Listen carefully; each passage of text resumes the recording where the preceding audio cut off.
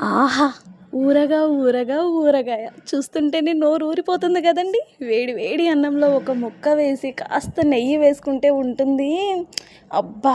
నిన్న స్కూల్లో ఒక స్టూడెంట్ 2 మ్యాంగోస్ తెచ్చిచ్చాడు నాకు.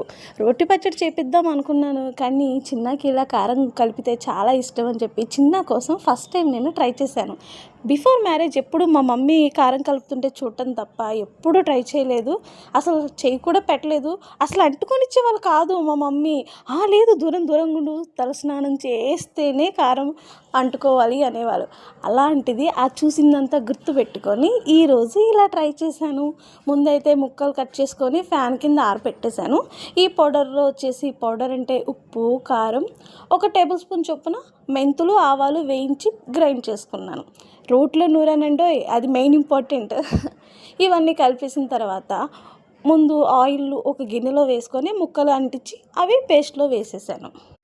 వెల్లుల్లి రెబ్బలు కాస్త అటు ఇటు దంచుకొని ఆ కారపొడిలో కలుపుకొని ముక్కలు వేసేసాను. అంతే సింపుల్.